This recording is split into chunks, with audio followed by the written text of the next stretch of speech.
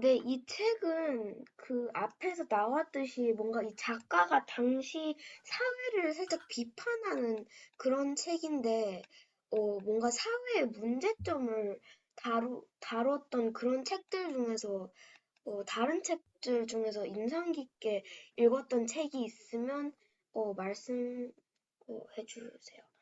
저는 그 최근에 동물농장이라는 책을 읽었는데 되게 유명한 책이기도 하지만 이렇게 러시아 혁명이나 공산주의 이런 것의 문제를 다루고 있는 그런 책이어서 꽤 인상 깊었던 것 같습니다. 그 다음에 주성님 말씀해 주세요. 책을 잘 그렇게 많이 읽는 편이 아니라서 특별히 기억나는 사회적 그런 책은 특별히 기억나는 건 없는데, 최근에 독서 토론에서 한 마사코의 질문인가? 그게 약간 일제강점기인가? 그때 사회가 들어간 것 같다는 게 기억이 납니다. 네, 그러면 준호님 말씀해 주세요. 저도 똑같, 저도 주성님과 똑같이, 그런 책은 잘 안 읽어도 마사코의 질문에 나온 그 일제강점기에 대해서는 잘 생각이 좀 납니다.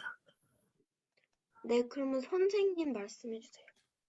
네, 저는 오늘 오전에 그 독서 모임이 있어가지고, 한강이라는 작가가 쓴 작별하지 않는다라는 소설책인데, 그 배경이, 그 제주 4.3 사건이라고 혹시 들어봤어?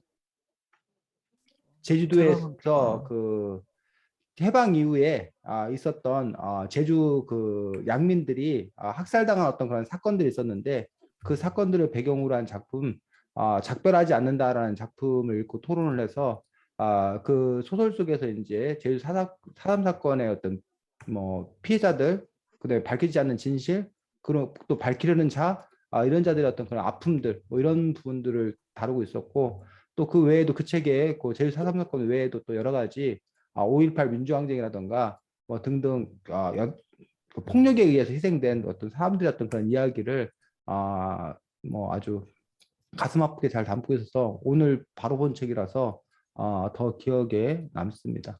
네. 네, 그러면 저는 여기까지 하겠습니다. 재현이가 아까 말한 책이 뭐였어? 선생님 그 분도 쳐갖고 러시아 그 그 뭐 동물농장? 뭐? 동물농장이요. 동물농장 읽었다고?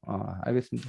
동물농장은 아마 주성이하고 준호도 뭐 중학교 가면 뭐 그 보통 이제 필독서나 뭐 이런 걸로 많이 읽기 때문에 읽을 기회가 있지 않을까 싶습니다. 뭐 꼭 학교에서 읽지 않는다 하더라도 동물농장이라는 작품은 또 한번 읽어볼 만한 또 의미가 있다라고 생각이 듭니다.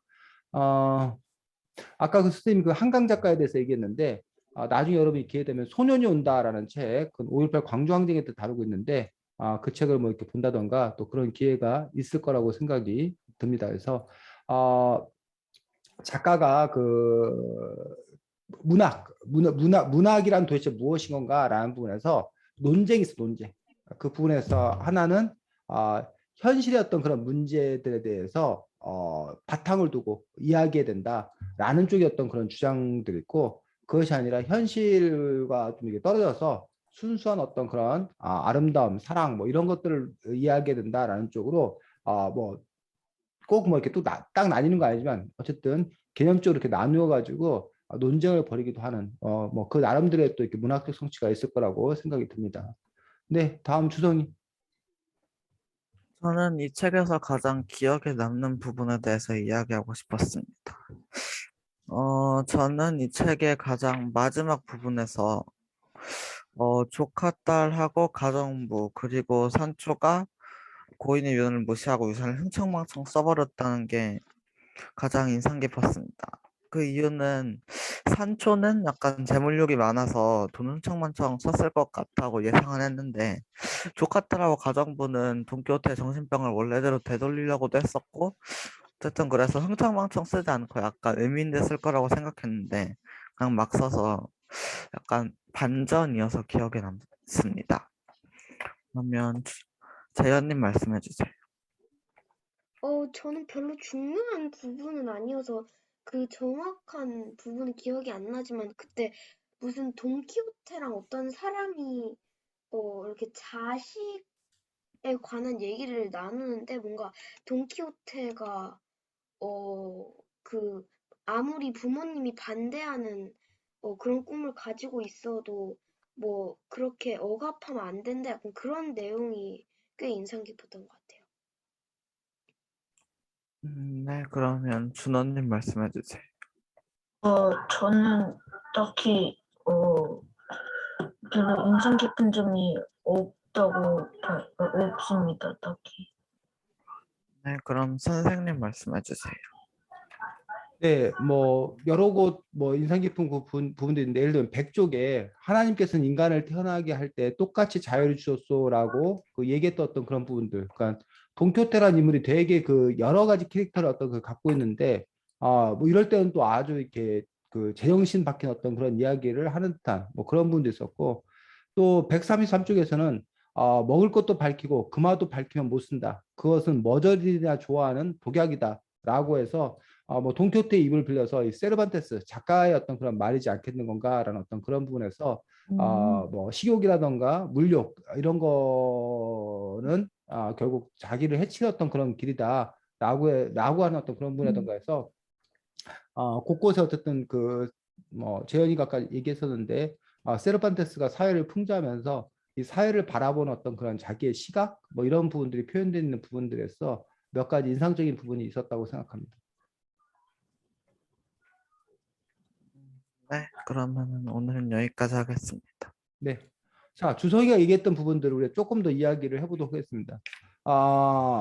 왜 작가는 그렇게 썼을까, 주성아? 스토리를. 음, 음. 그 당시 사람들이 이렇게 해서 주성이가 얘기했던 그 내용을 알겠어. 그 부분이 기억이 나? 잠깐만 자세 좀 잡으러 잘 안 들려고. 주성이가 아까 그 예. 진행하면서 얘기했던 부분이 그 스토리가 기억이 나냐고, 준호야. 네, 조금, 네. 그럼 왜 작가는 그렇게 썼을까? 다르게 쓸 수도 있잖아.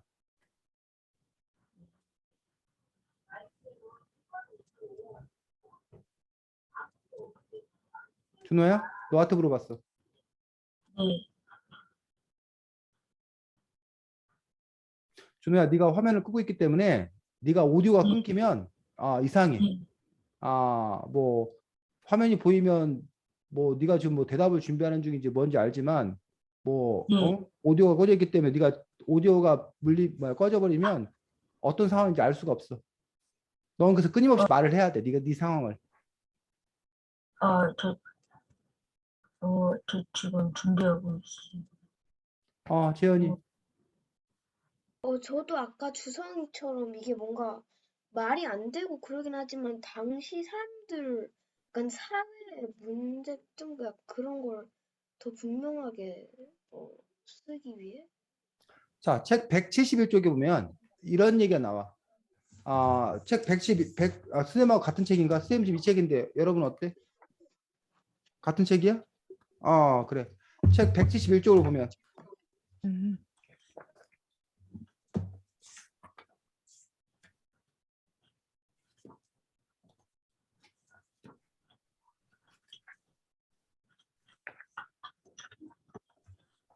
자, 제일 171쪽 마지막에서 셋째 줄, 아까 그 주성이가 말한 대로 흥청망청 써버렸다라고 끝낸 부분, 그 뒷부분을 읽어보자, 주성아. 세상 일이라. 하늘이란 눈을 감는 순간 모든 것이 불가품으로 변하는 것이다. 죽은 자는 산자의 눈물값으로 재산을 내놓고 산자는 좁쌀 같은 눈물로 죽은 자의 재산을 얻어내면 그만인 것이다. 자, 선생님은 그 말에, 그 아까 주성이가 제기한 부분에 작가의 의도가 나타났다고 생각했는데, 지금 주성이가 읽은 부분을 바탕으로 해석해보면 어떻게 될까? 살아서 그 고인의 마지막을 보내는 사람들에 대한 비판? 비판? 무슨 뜻이야, 비판이라는 게? 약간 풍자하고 약간 그 시대 사람들을 약간 까내리는 음. 그런 그럼 어때야 된다는 거야? 음 슬퍼하고 돈을 그러니까 이렇게 흥청망청 안 써버리고 음. 좋은 일에 쓰자. 어. 주성이는 그렇게 그 도덕적이고 이상적인 어떤 그런 얘기를 했는데 어쩌면 이 작가는 이렇게 현실을 얘기한 것일 수 있지. 현실은 주성이가 바라는 것처럼 되는 것이 아니라 죽은 자는 산자의 눈물값으로 재산을 내놓고 산자는 좁쌀 같은 눈물로 죽은 자의 재산을 얻어내면 그만인 것이다라고 해서 사람들이 그 어떤 죽음 앞에서 슬퍼하지만 예도하지만 세르반테스는 되게 냉정하게 본 거야. 어? 너가 애도하지만 결국 너가 그 사람의 유산을 갖고 유산을 차지하기 위한 거 아니냐. 죽은 사람 그래서 뭐 죽은 사람이 돈을 갖고 있어도 그거 뭐야 결국은 그 산 사람들이 알아서 그냥 알아서 쓸 거다. 제멋대로 쓸 거다라는 어떤 그런 그 현실. 그러니까 주성이가 생각하는 것처럼 죽은 사람을 애도하고 그 죽은 사람의 유지를 받들어서 그 돈을 잘 써야 될 것 같은데 현실은 그러지 못한 어떤 그런 부분들을 얘기하고 있는 것 아닌가라고 볼 수도 있습니다. 그래서 물론 이제 여러분들이 어떠한가 하고 어떠해야 하는가는 좀 달라. 어떠한가 현실. 그다음에 어떠해야 하는가 당위.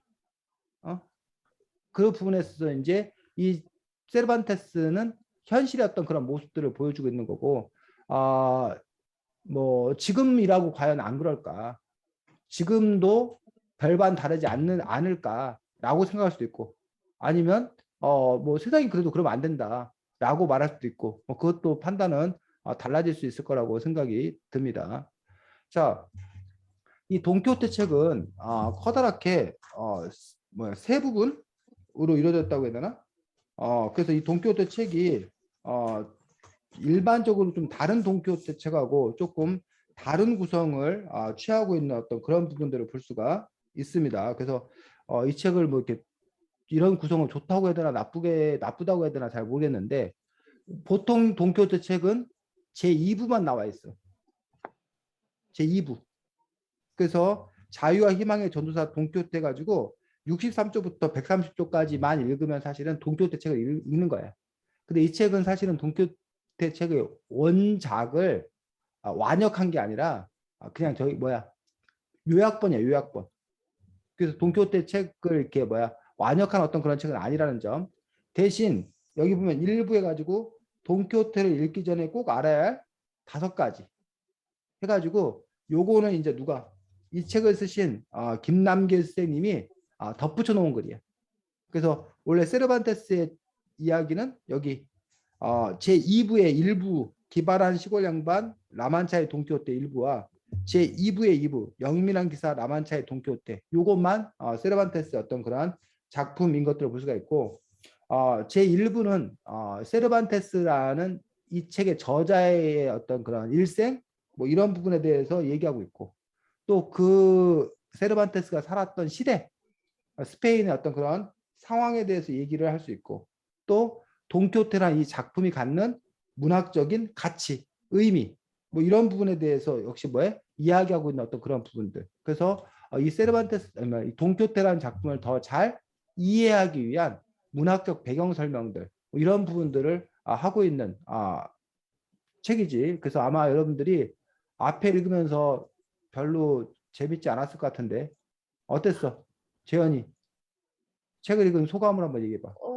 저도 약간 선생님 말씀대로 그 제2부부터는 좀 이해가 되고 했는데 사실 그 제1부는 잘 안 읽혔던 것 같아요. 주성이는 어땠어? 잘 읽히진 않았어. 준호는? 저도 똑같이. 그래서 이런 책을 선택한 선생님이 나쁜 사람이야. 선생님이 이런 책을 선택하면 안 됐어. 사실은 그냥 제2부만 나와 있는 돈키호테만 나와 있는 걸 선택해야 되는데 욕심을 너무 부렸어. 욕심을 부려서 이왕이면 이 돈키호테 문학과 관련되어서 그런 배경들을 좀 알았으면 좋겠다라고 생각이 들어서 제1부 이 부분도 했었는데 여러분들께서 제1부 부분은 나중에 기회가 되면 제1부 부분은 다시 한번 읽어보면 여러분들이 돈키호테라는 작품 외에 그 작품이 배경이 되는 어떤 그런 부분들도 이해할 수 있는 어떤 그런 계기가 될 수 있지 않나라고 생각을 합니다. 자, 그 선택하십시오. 우리 준호. 그래서 우리 1부 예. 얘기를 좀 하자. 아니다. 그냥 2부 얘기만 하자. 음, 2부, 응? 2부요. 준호야? 안 들려. 뭐라고? 2부요. 아, 2부 얘기만 하자. 주성이는 전 딱히 상관없어요. 딱히 상관이 없어. 재현이는 저는 사실 일부에 관해서도 좀 해보고 싶어요. 1부에 가서 좀 얘기해주세요. 야, 주성이 결정해. 1대1이야. 네? 2부부터 할 건가 1부부터 할 건가. 우리가 시간이 충분하면 다 하겠지만 뭐 하다 보면 못할 수가 있어서 1부 하다 보면은 1부 얘기만 하다 끝날 것 같고 2부 하다 보면 2부 얘기만 하다 끝날 것 같아서 그래. 주성이 1부요. 1부야? 아유. 준호야, 가위바위보에서 재현이, 주성이 다 물리치면 2부 할 건데 가위바위보 할래? 아니면 그냥 1부 할까? 가위바위보 할게요. 아? 가위바위보 할게요. 가위바위보 할 기회를 줘? 너 예. 카메라 켜. 네가 둘 다 이겨봐 한번. 자, 재현이하고 준호하고 가위바위보. 어. 아이고 한 방에 졌네. 준호야 한 방에 졌어. 자, 1부부터 이야기 시작하도록 하겠습니다. 자, 이 책 18쪽에 보면 인문주의에 대해서 얘기하고 있는 것들을 볼 수가 있습니다. 사실은 인문주의가 무엇인지 여러분들이 알 필요가 있다고 생각되는데, 자, 인문주의란 뭐래?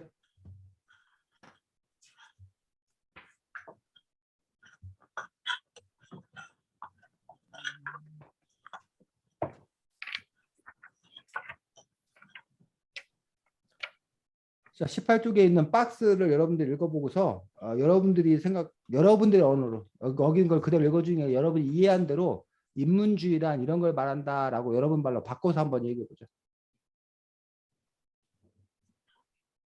음,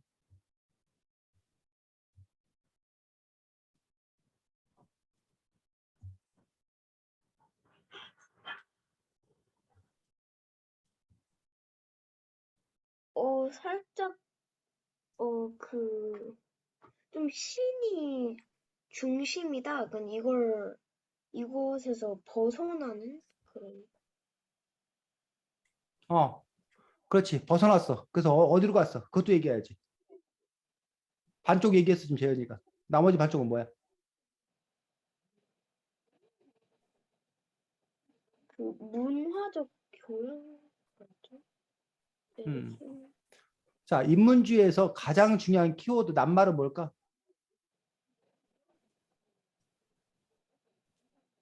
정신운동. 준호 뭐라고? 정신운동. 정신운동. 근데 정신이라는 게 무슨 정신? 나라를 이끄는. 자, 여기 지금 인문주의에서 보면 여기 그 한 달락 글 중에서 제일 많이 나온 단어가 제일 중요한 단어야. 제일 여러 차례 빈도수가 제일 많이 나온 단어가 뭐야?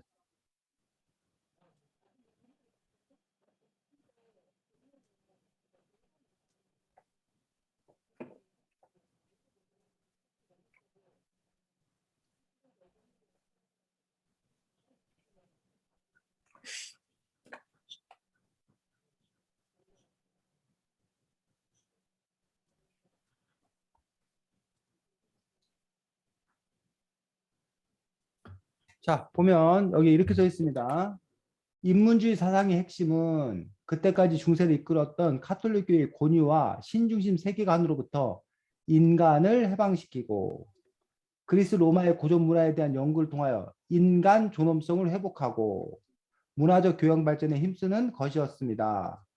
교육에 있어 형식에 치우친 과거의 교과과정 대신 인간성을 중시하는 고전 문학을 새롭게 강조하는 방향으로 이끌었죠. 쌤 일부러 강조해서 읽었는데 뭐야 키워드가?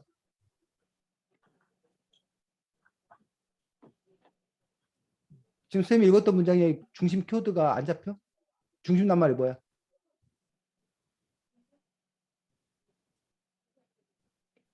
낱말. 반복해 나오는 낱말이 뭐였어?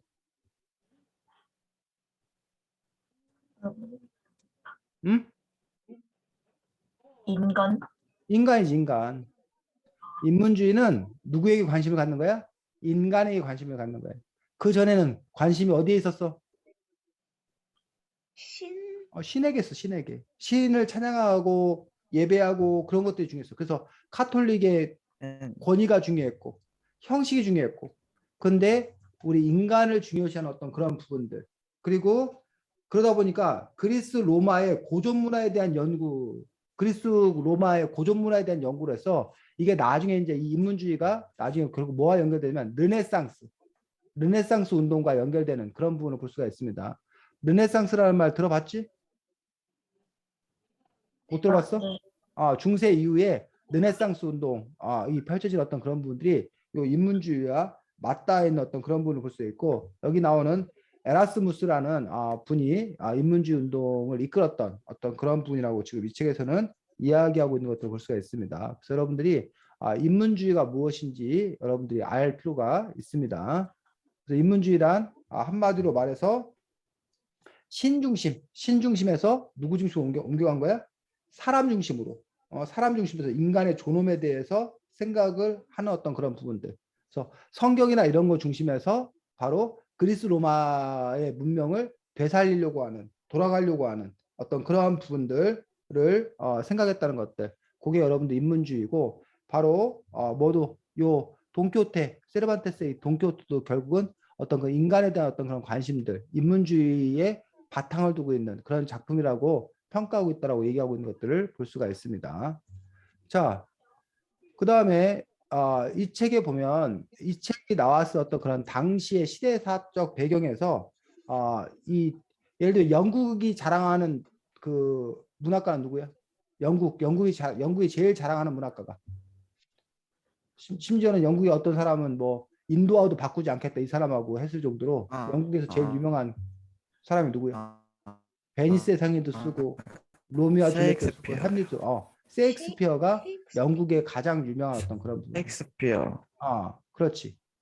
뭐 그렇듯이 예를 들면 뭐 러시아의 대문호하면 러시아 같은 경우는 이제 제일 유명한 사람들이 여러 사람 있지만 뭐 전쟁과 평화, 사람은 무엇으로 사는가, 뭐 이런 거 썼던 사람이 누구야?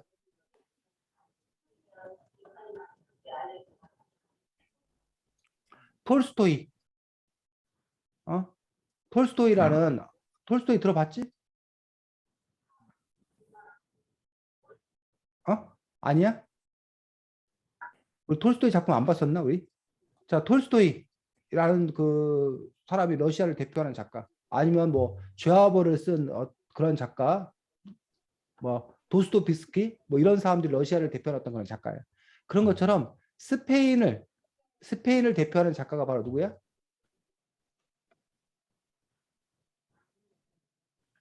세르반테스. 세르반테스야. 바로 요 돈키호테를 쓴 세르반테스가 스페인 국민들로부터 가장 사랑받는 어떤 그런 작가로 알려져 있는데, 그 스페인을 예전에는 뭐라고 불렀다는 거야? 에스파냐? 에스파냐로 불렀다는 거야. 지금도 그래서 에스파냐로 부르는 사람도 있어. 그래서 스페인과 에스파냐가 이렇게 혼용돼서 이렇게 사용되는 그런 부분을 볼 수 있는데, 이 책에 보면 바로 그 에스파냐의 어떤 그러한 역사들, 뭐 이런 부분들에 대해서 이야기가 또 이렇게 쭉 나오는 그런 부분들을 볼 수가 있습니다. 그래서 2부에 보면 가난 속에 꼽히는 황금 시대라고 해가지고 그 에스파냐의 어떤 그러한 역사에 대한 이야기가 나오는 어떤 그런 부분을 볼 수가 있는데, 세르반테스가 활동하던 어떤 그런 시기는 그 한때 스페인이 세계를 제패했어. 그 나중에 여러분들 역사 세계사를 이렇게 배우게 되면 네덜란드가 먼저 제일 잘 나가. 네덜란드가 처음에. 그러다가 그 네덜란드의 패권이 어디로 넘어가냐면 스페인으로 넘어가. 스페인 이른바 무적 함대로 알려진 무적 함대에서 스페인이 세상을 휩쓸어. 그러다가 그 스페인의 무적 함대가 어디한테 져? 영국한테 져. 그래서 영국이 그 다음부터 패권을 찾아갖고 영국이 이른바 해가 지지 않는 나라, 대영 제국을 건설해서 영국이 한참 동안 세계 패권을 흔들어. 그러다가 그 세계 패권이 제1차 세계대전, 제2차 세계대전을 겪으면서 영국이 이제 뭐하고 주춤한 거고, 그 사이를 치고 올라온 게 누구야? 미국. 미국이야. 그래서 지금 현재 미국이 세계 패권을 쥐고 있는 어떤 그런 그 상황들. 그래서 그 세계 패권이 계속적으로 지금 뭐 하고 있는 거야? 바뀌고 있는 어떤 그런 상황들인 것들을 볼 수가 있는데 바로 이때는 이 책의 어떤 그런 배경들 중에 하나는 그 에스파냐가 아주 뭐하던 잘 나가던 어떤 그러한 시대가 이제 뭐하고 저물게 되는 어떤 그런 부분들을 바탕으로 하고 있는 것들을 볼 수가 있습니다. 그래서 여기에 보면 그러다 보니까 이제 사람들이 신을 찾아가지고 현실에서 좀 이렇게 뭐 하려고 하는 도피하려고 하는 어떤 그런 생각들 이런 생각들이 또 이렇게 강하기도 했었다라고 해서 이걸 통해 뭐 이게 좀 이렇게 어려운 어떤 그런 이야기인데 문학이라는 것이 따로 존재하는 것이 아니라 그 시대의 어떤 그런 상황과 모여서 맞물려서 그래서 문학 작품이 나오게 된 어떤 그런 부분을 볼 수 있어. 그래서 막 흥청망청 풍요로운 시기에는 막 어쨌든 막 이렇게 패기 있고 막그 화려하고 막 이런 어떤 그런 그 문학이 더 이렇게 막 인기를 끌고 뭐 이렇게 한다던가. 하지만 또 이렇게 그 몰락하는 어떤 그런 부분들 때는 세상에 대해서 이렇게 부정적으로 바라보고 뭐 이렇게 신에 의지하고 또 이런 작품이 또 뭐야 그 세상을 휩쓸기도 하는 그런 식으로 그 시대마다의 어떤 그 트렌드라고 그러는데 그런 것들이 문학에도 음악에도 미술에도 그런 것들이 이렇게 반영된 어떤 그런 부분들을 볼 수 있고 여러분들이 결국은 그런 시대의 트렌드를 잘 알아야 그 시대에 인정받는 그런 예술가가 될 수 있고 또 저기도 마찬가지야. 물건을 파는 사람들도 쌤이 오늘 그 뉴스를 들으니까 그 뭐지 그 잘 나가는 커피숍 당연히 우리나라에서 제일 잘 나가는 커피숍이 어디야? 스타벅스. 세계에서 제일 잘 나가고 우리나라 제일 잘 나가 스타벅스가 제일 잘 나가지. 그래서 스타벅스하고 또 어디라더라? 두 군데는 그나마 이익을 봤는데 나머지 뭐 카페베네니 뭐 이런 뭐 여러 군데는 거의 대부분 다 뭐였다는 거야. 올해 그 적자를 봤다는 거야. 그런데 혹시 그거 알아? 뭐 백다방 뭐 이런 데 있는 거 알아?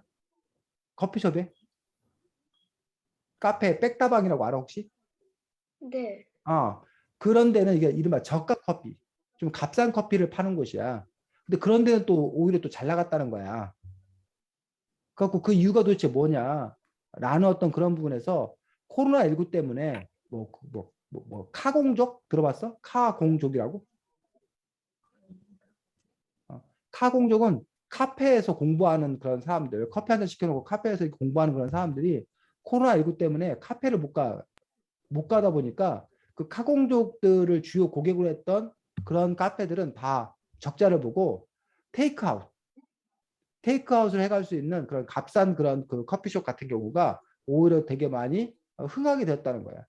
결국 이제 코로나19 어떤 그런 상황들 속에서 더 잘 나가는 어떤 그런 기업 회사들도 있고 오히려 좀 뭐해지는 힘들어지는 어떤 그런 부분들도 있었다는 거지. 그런 식으로 그 사회의 변화에 따라서 이런 사업들도 또 이런 문학 작품들도 뭐 노래들도 이렇게 다르게 되는 어떤 그런 부분들을 볼 수가 있는데 결국 그런 점에서 이제 이 일부의 어떤 그런 이야기들은 이 세르반테스의 이 돈키호테라는 작품이 탄생할 수 있었던 어떤 그런 배경들 그리고 그때의 사람들에게 인정받을 수 있었던 어떤 그러한 배경들이 도대체 무엇이냐 그 부분에 대해서 얘기하고 있는 설명하고 있는 어떤 그런 부분들을 볼 수가 있습니다. 자, 그래서 32쪽에 보면 아까 쌤이 인문주의 할 때 잠깐 얘기했는데 르네상스 시대에 대해서 얘기하고 있는 것들을 볼 수가 있습니다. 그 르네상스는 무엇인지 여러분들이 또 자기 말로 바꾸어서 한번 이야기를 해보시기 바랍니다.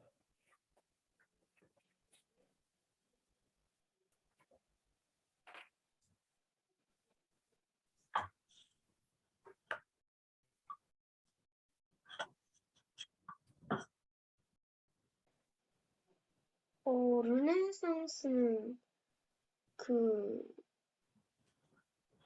새로운 이렇게 문화를 발전해 나가는 그런 과정이었는데 음, 그리스 로마 그 신화에 관련된 문화를 바탕으로 이루어졌다. 주성이.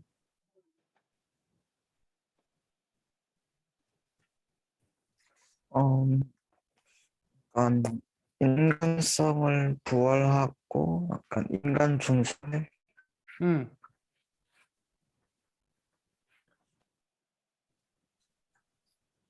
또 준호.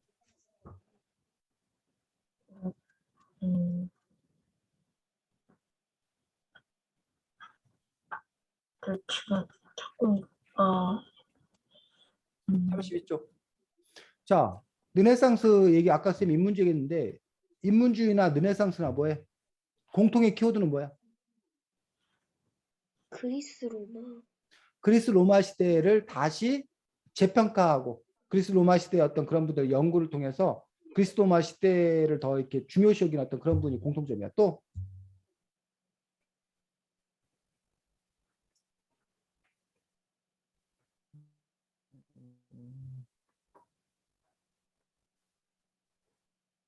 여기도 결국 뭐야? 인간, 사람을 뭐하는 중요시 여기는 어떤 그런 경향을 갖고 있다는 점에서 둘 다 인문주의나 르네상스나 기본적으로 같은 어떤 그런 맥락을 가지고 있는 그런 부분을 볼 수가 있습니다.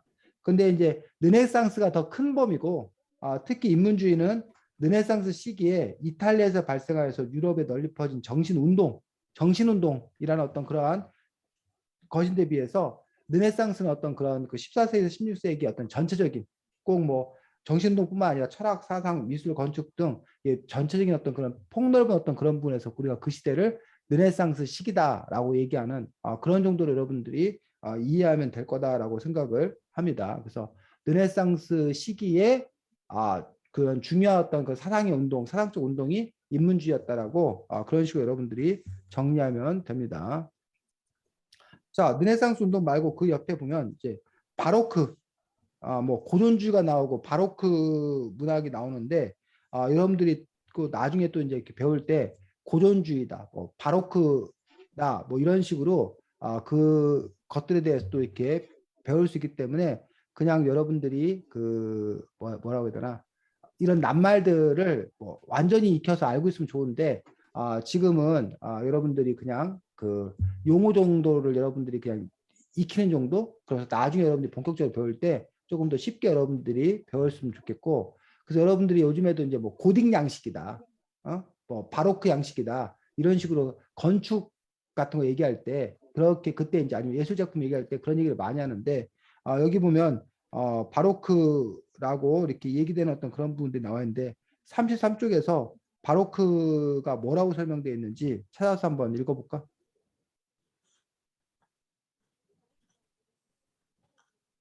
미를 추구하는 형식?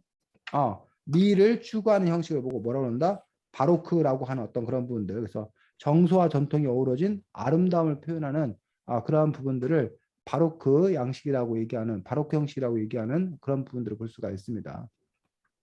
그러면서 이제 중요한 것들이 주인공이 그 전에는 누구였나요? 귀족들 중심이었고 왕들 중심이었는데 바로 시민들, 소시민들로 이동하고 서민들의 애환과 고통을 드러내는 어떤 그러한 작품들을 쓰기 시작했던 그런 부분들을 특징으로 하고 있다고 얘기를 하고 있습니다. 그래서 우리나라도 마찬가지야. 우리나라도 여러분들이 나중에 이제 학교에서 역사 배울 때 조선 후기에 서민 문학, 서민 그 예술이 발달했다고 학교 역사 시간에 배웠어? 아니면 들어봤어?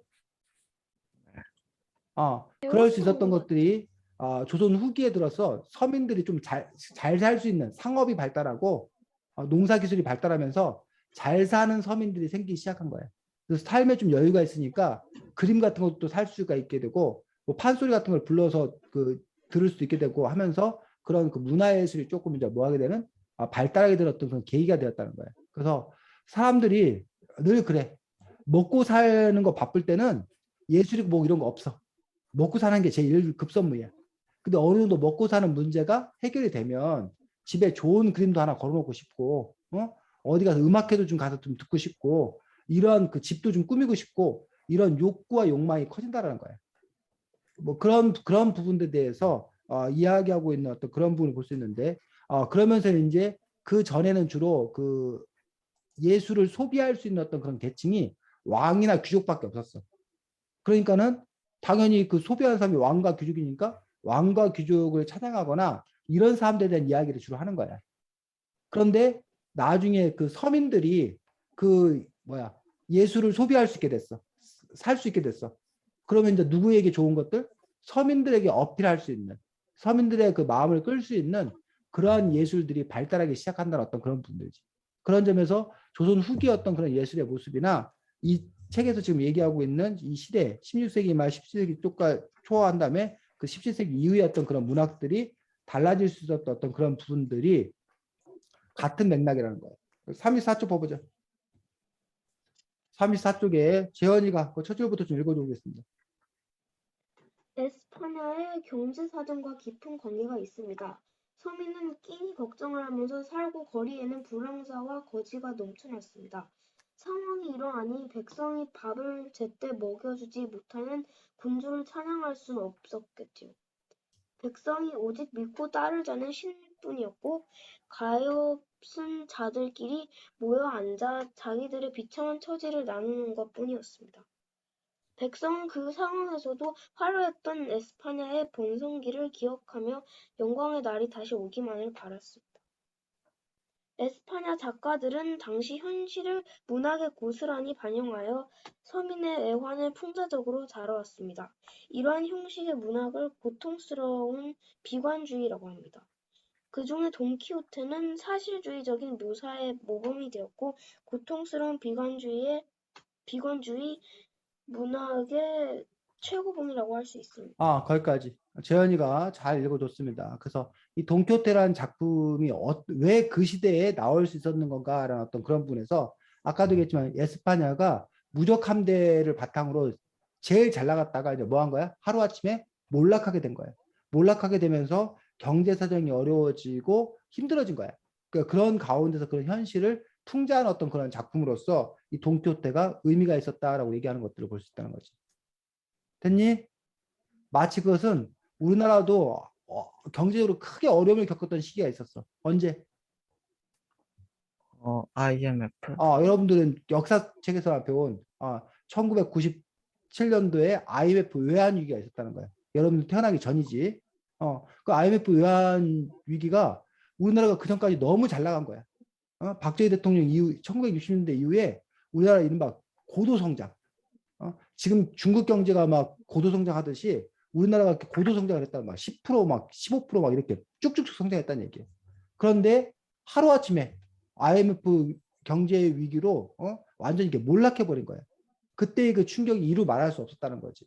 그러면서 그때의 그 노래라든가 아니면 문학 작품이라든가 이런 것들도 자연히 그 암울했던 어떤 그런 현실과 맞물려서 그런 노래라든가 문학 작품이 나올 수밖에 없었는데 요 작품도 세르반테스의 그 돈키호테 역시 그런 시대적 배경을 하고 있다는 것들 그 부분들을 지금 이 책에서는 지금 설명하고 있는 것들을 볼 수가 있습니다. 그래서 여러분이 어떤 문학 작품을 읽을 때 그냥 그 문학 작품 그 자체로서 이해하는 방법이 있고 또 하나는 이런 시대사회적 배경을 바탕으로 이해할 수 있다는 거지. 아까 재현이가 동물농장 얘기를 했거든.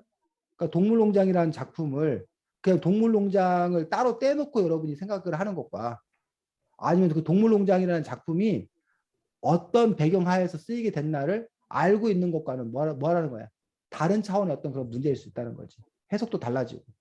그래서 그런 점에서 이제 이 일부는 바로 세르반테스의 그 돈키호테가 탄생할 수 있었던 어떤 그런 의미들, 그런 의미들이 무엇이었는가에 대해서 이야기하고 있는 것도 볼 수가 있습니다. 자, 그런데 특징적인 것은 돈키호테가 뭘로 나와? 돈키호테 직업이 뭘로 나와 이 책에서는? 백작이었나? 응? 돈키호테가 자기가 어. 뭐라고 그래? 자기 스스로를 방랑기사. 기사? 기사라고 방랑 기사라고 그러잖아. 그래서 자기가 뭐 기사로서 뭐 어쩌고 뭘 한다고 이게 나오잖아.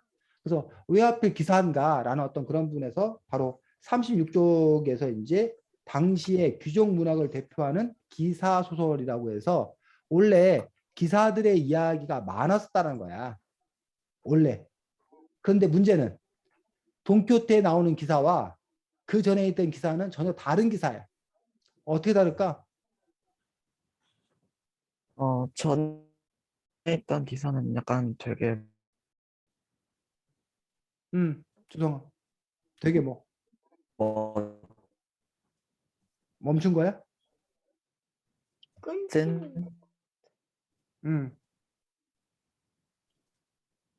그런 기사면 주성이 얘기가 지금 끊겨 들려갖고 뭔지 잘 못 알아듣겠다. 준호. 동교태 이전의 기사와 동교태 기사와 어떤 점이 달라? 음, 조금만 더 생각해 볼게요. 재현이. 아까 주성이가 말하려는 건 것 같은데, 그 전에 기사들은 되게 멋지고 되게, 그 정의를 위해 싸우고 약간 이런 분위기였는데, 음. 그 돈키호테는 살짝 되게 엉뚱하고 좀 비꼬듯이 이렇게 그런 기사로. 그렇지. 기사를 얘기하고 있지만 그 전에 기사가 영웅적이고 멋진 어떤 그런 기사였더라면 오히려 그 뭐야 동교태였던 그런 기사들은 전혀 다른 어떤 그런 분을 갖고 있는데 자 준호 38쪽 밑에서 셋째 줄 한번 읽어보자. 넷째 줄부터 초인적인. 주인, 주인적 힘을 가진 기사가 현실의 눈을 가리고 사람들의 정신을 더욱 피폐하게 만든다고 생각했지요. 세르반테스는 기사의 허구성을 만찬하에 제대로 알려야겠다고 마음먹었습니다. 그래서 건달 같은 돈키호테를 주인공으로 내세워 끊임없이 미치로 광이 짓을 하도록 만들어버렸지요. 세르반테스가 기사를 주인공으로 등장시킨 목적은 한 가지였습니다. 그 시대의 관세와 인기를 누리고 있는 기사 이야기를 몰아내기 위해서였지요. 그러나 뜻밖에도 돈키호테는 출간되자마자 폭발적인 인기를 누렸습니다. 거기까지. 잘 읽었습니다. 자, 음, 그래서 이런 기사 얘기에 비슷한 게 뭐가 있냐면 여러분 어린이들 동화책에 나오는 왕자와 공주 얘기. 어? 백마탄 왕자가 와서 재현이한테 손을 탁 내밀면 재현이가 왕자님 기다렸어요 하면서 그 재현이 인생이 아주 그냥 뭐야 화려한 꽃이 필 거다. 그런 부분들에 대해서 세상에 그런 건 뭐하다는 거야? 없다라는 거야. 근데도 그 많은 여자들이 그냥 수동적으로 백마탄 왕자님이 나타나기만을 뭐한다? 기다린다. 라는 어떤 그런 부분에서 백마탄 왕자라는 건 없다. 오히려 여성의 어떤 건 주체성 이런 거를 갉아먹는 것 뿐이다. 병들게 하는 것 뿐이다. 마약이다. 그러니 여성 스스로가 당당하게 나서는 모습들.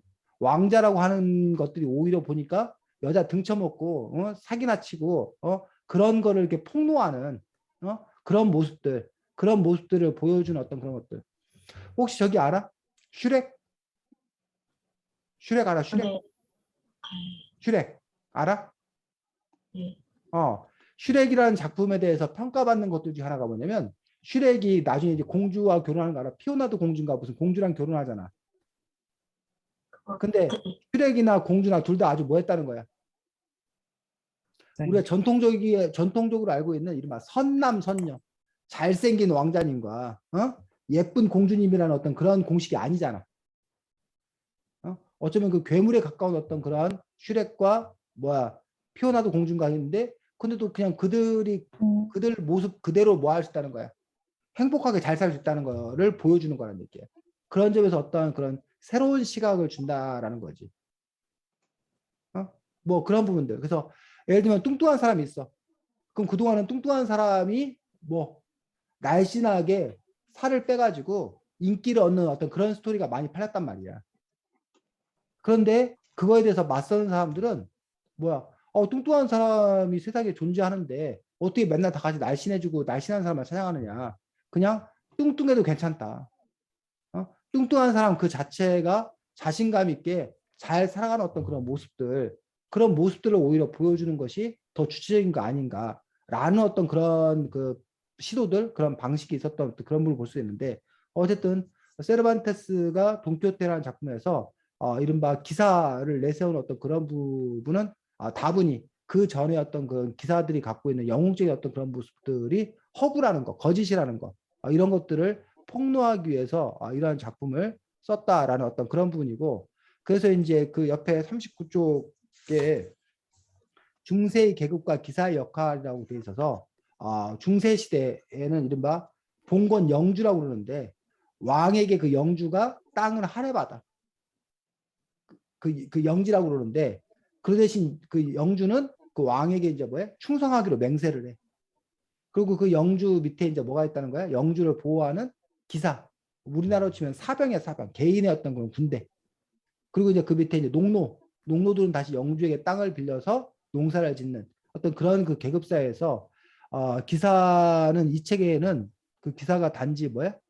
봉공 군주의 재산과 영지를 지키기 위해서 충성을 맹세하고 서약한 관리자뿐이었었는데 어느 순간부터 그 기사가 되게 뭐한 것처럼 멋진 인물처럼 기사도 해갖고 야 나 남자라면 기사도가 있어야지 여성을 뭐 지켜줘야지 뭐 이런 식의 어떤 그런 그 허구 이데올로기라는 거예요. 거짓된 어떤 그런 사상들 이런 것들이 퍼져 있다는 거예요.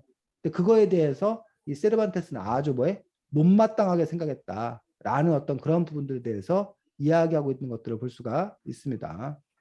자, 44쪽에 보면 돈키호테라는 어떤 그런 부분에서 이른바 입체적 인물이다라는 어떤 그런 부분들에 대해서 얘기하고 있는 것들이 있는데 여러분들이 이렇게 그 뭐라고 해야 되나 인물이 평면적이다라고 얘기하고 어떤 인물은 입체적이다 얘기하고 있거든. 그러니까 평면적이다라는 어떤 그런 부분들은 딱 정해져 있는 거야. 착한 사람 또는 뭐 나쁜 사람 이게 딱 정해져 있어. 그러니까 한 가지 캐릭터인 거야 쉽게 말하면. 그런데 입체적이다는 것은 그런 여러 가지 어떤 그런 속성이 복합적으로 갖고 있는 거야. 여기 그 44쪽에 부조련 현실의 일침을 놓다라고 돼 있는 그 부분 주성이가 한번 읽어보자.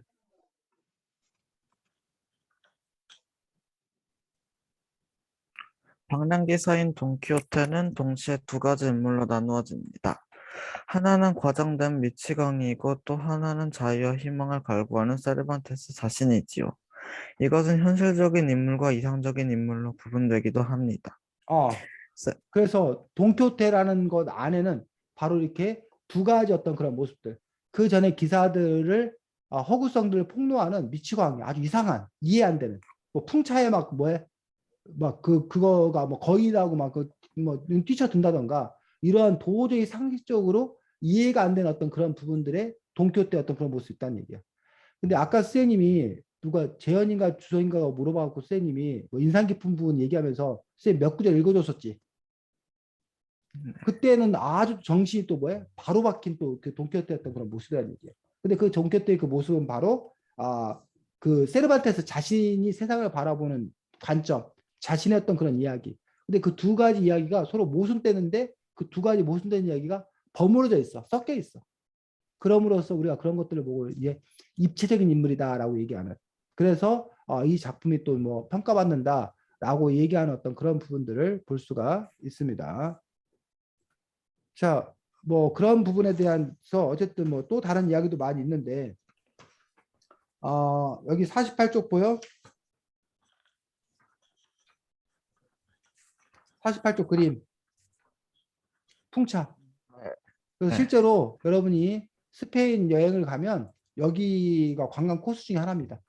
이 풍차 세르반테스의 풍차 해가지고 돈키호테의 풍차 해가지고 여기를 실제로 여러분들이 뭐 가볼 수도 있고 46쪽에 보면 에스파냐 광장에 세워진 돈키호테와 산초 판사 동상 이렇게 돼 있어서 이것도 실제로 여러분들이 가면 이렇게 볼 수 있는 어떤 그런 부분들입니다. 쌤이 자랑질 하려고 그럽니다. 쌤은 가서 봤습니다. 왜 안 부러워해? 좀 부러워해 줘봐. 전혀 안 부러워하는군. 자, 그래서 여러분들이 나중에 스페인에 갈 일이 있으면 또 가서 보고 그럴 때 여러분들이 세르반테스의 돈키호테라는 작품을 읽고 가면 아무래도 여러분들 스페인 관광 물론 뭐 스페인 여행이 다른 볼거리 즐길 것도 많이 있습니다. 근데 세르반테스 돈키호테와 함께하는 또 스페인 여행도 의미 있는 어떤 그런 여행이 되지 않을까 싶습니다. 자, 그래서 뭐 일부 얘기를 서둘러서 뭐 다른 여러 가지 더 많이 얘기해야 되는데 일부 얘기 정도로 돈키호테라는 작품을 잘 이해하기 위한 그런 부분들 하고 한 뭐 10분도 안 남았는데 2부 얘기 잠깐 하도록 하겠습니다. 자, 솔직하게 한번 얘기해보자. 솔직하게. 나는 돈키호테라는 작품이 재밌었다. 아니면 뭐 좋은 작품이라고 생각한다. 아니면 난 돈키호테라는 작품이 도대체 왜 이게 인기 있는지 참 이해가 안 된다. 뭐라던가 아니면 뭐 난 동키호테라는 작품을 어떻게 생각한다. 선생님 아까 솔직히 얘기하라는 얘기가 뭐 이렇게 비판하라 뭐 이런 얘기가 아니라 우리가 흔히 이렇게 그 유명한 작품이기 때문에 자꾸 이렇게 유명하다는 것 때문에 자기의 솔직한 감정을 드러내지 못하는 경우가 있어. 유명하다는데 난 이상해 그러면 내가 뭐 좀 잘못 본 것 같고 뭐 그런 부분들이 있는데 그렇다고 또 일부러 딴지 걸 필요도 없고 그냥 여러분들이 보았을 때 2부 그 동키호테라는 그 작품을 보았을 때 이 작품에 대해서 여러분들은 여러분이 그동안 읽었던 다른 책들이라든가 이런 것과 견줘봤을 때 이 작품들이 어땠었는 건가 솔직하게 여러분들 어떤 그런 평들 감상들 의견들 뭐 이런 것들을 한번 들어봤으면 좋겠습니다. 여러분의 생생한 목소리로. 준호. 음,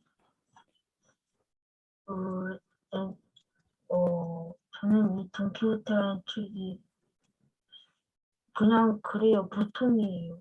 어, 그럼 어, 얘기, 지금 66쪽 그 이야기부터만 얘기하는 거야. 그 우리 여태까지 얘기했던 그 앞부분 빼고 진짜 네, 동키호테 작품에 대해서 네가 어땠나 얘기하는 거야. 계속 얘기해 주노. 네.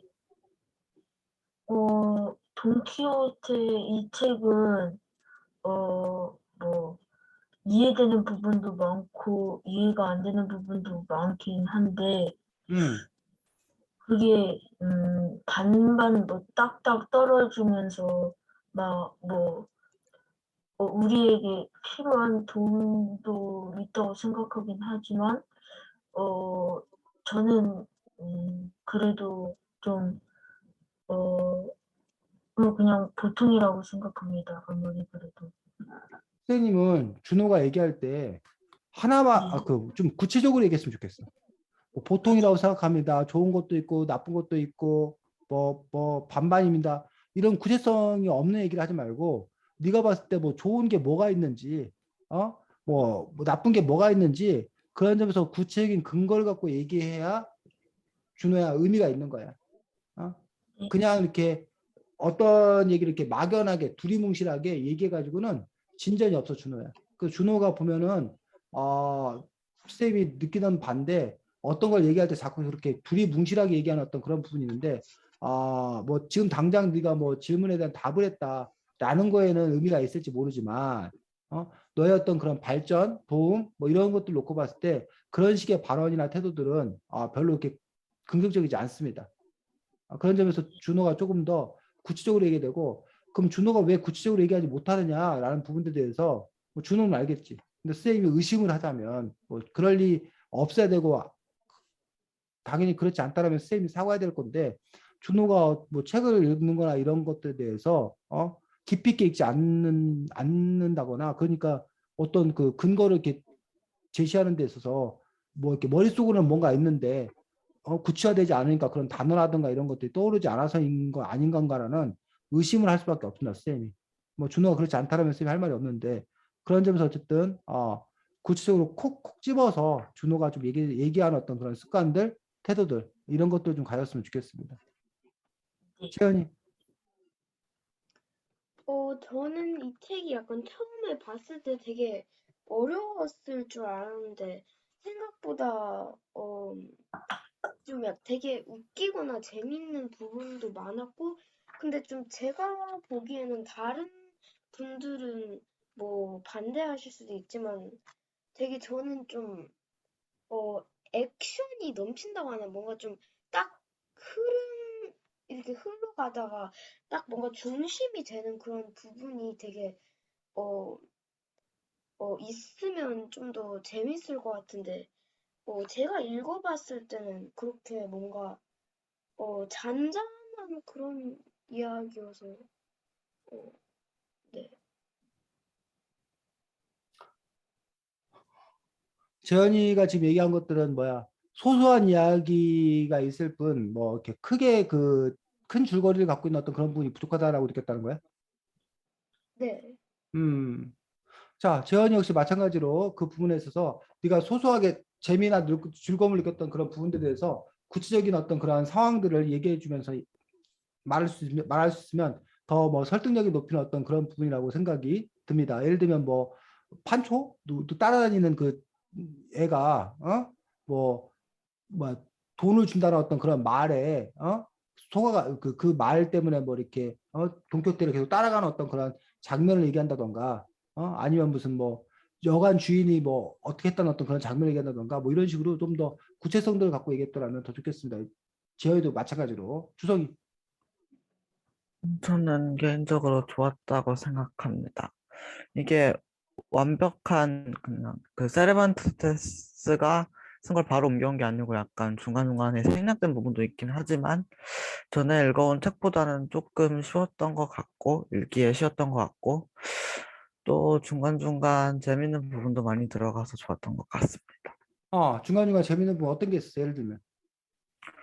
예를 들면 돈키호테가 기사가 된 걸 보면은 약간 써는 능력이 전투 능력 같은 게 셀 거라고 생각했는데 막 두들겨 맞고 그런 거 보니까 그럴 음. 때 재밌었어요. 그래서 돈키호테가 이제 두들겨 맞고 뭐 이런 것들에 대해서 이제 아까 그 앞에서 얘기했던 것들을 얘기하면 바로 그 기사들에 대해서 이렇게 허구적이다. 너희들이 생각하는 그런 멋진 기사는 없다. 라는 것들을 어떤 보여주는 어떤 그런 부분들을 볼 수가 있습니다. 여기 보면 양치기 소년을 학대하는 어른들 이야기가 나오거든. 그래서 그 당시에 그 어른들의 모습들, 그 실질적인 해결을 못하면서 허프만 떠는 그 기사들의 어떤 그런 모습들, 동교태를 통해서 그런 것들을 그 폭로하는 어떤 그런 모습들이지 않나라고 볼 수가 있는 거지. 또 그 풍차 사건, 풍차에 뛰어들거나 아니면 장례식 행렬을 덮친 어떤 덮친 일이라던가 이발사의 늑대화를 투구로 생각하고 뺏은 어떤 그런 부분들, 그런 것들이 다 그 뭐야 우리가 알고 있던 기사와는 전혀 다른 그 미치광이 동격되었던 그런 모습들, 그런 모습들을 보여주는 거란 얘기야. 반면에 국왕이 사람들에게 폭력을 쓴단 말이냐, 어떤 경우에도 폭력은 정당화될 수 없다. 내가 저 가련한 자들을 폭력에서 해방시켜줘야 되겠다고 그 죄수들 데리고 가는 어떤 그런 부분에서 그것들을 이렇게 맞서 싸우는 어떤 그런 부분들, 그런 부분들은 오히려 그 당시 어떤 그런 체제에 대해서 그 뭐야 대항하는, 저항하는 그런 모습들도 이렇게 보여주기도 하다는 거야. 백쪽에 보면 죗값에 비해 형벌이 지나치다는 것, 뭐 이런 식으로 해서 그 당시 사회가 그 가난한 사람들 이런 사람들이 어떤 죄를 저질렀을 때 너무 가혹한 형벌을 받고 있었다. 이런 것들에 대해서 또 비판하고 있다던가. 112쪽에 보면 귀족 페르난도가 약혼자를 두고서 다른 사람의 약혼자를 좋아하고 뭐 이런 것들을 통해서 그 당시 귀족들이 제멋대로였던 어떤 그런 모습들을 또 뭐라는 거야? 이야기하는 어떤 그런 부분이라던가 뭐 이런 부분들이 다 그 세르반테스 입장에서 그 당시 어떤 그런 사회를 바라보는 어떤 그러한 그러한 모습들을 또 이야기하고 있지 않나 싶습니다. 어, 그래서 여러분들이 그 뭐 그냥 이야기 자체로 그냥 그 돈키호테가 하는 짓이 너무 웃겨서 그래서 그 우스꽝스러운 어떤 그런 것에서 어떤 그런 재미를 느끼는 거. 쌤은 사실은 그렇게 봤어. 쌤이 어렸을 때 돈키호테 하면 미치광이, 미친 사람, 엉뚱한 사람.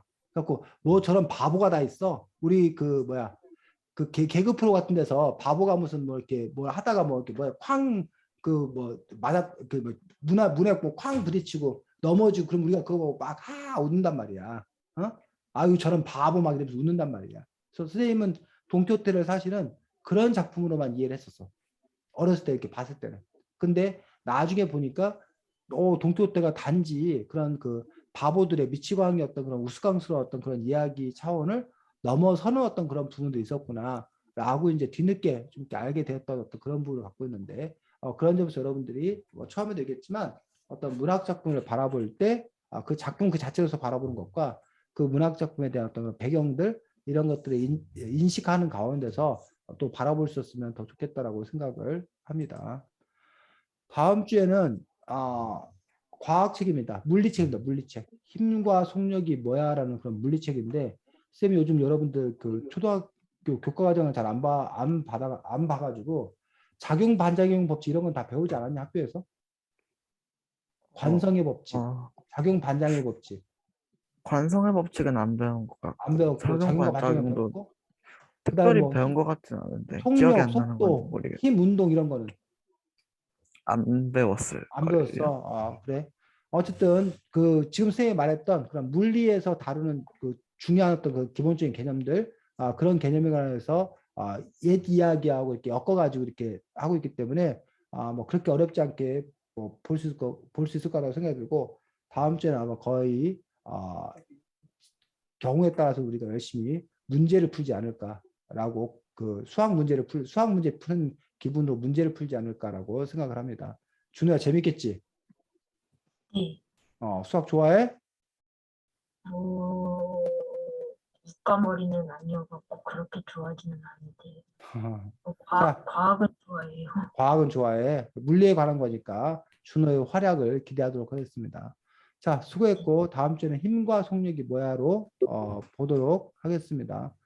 자, 코로나19가 너무너무 심하다고 그러는데 콧구멍 수술 일 없이 잘 피해 다니기 바랍니다. 수고했습니다. 잘 지내고 안녕. 그래. 계세요.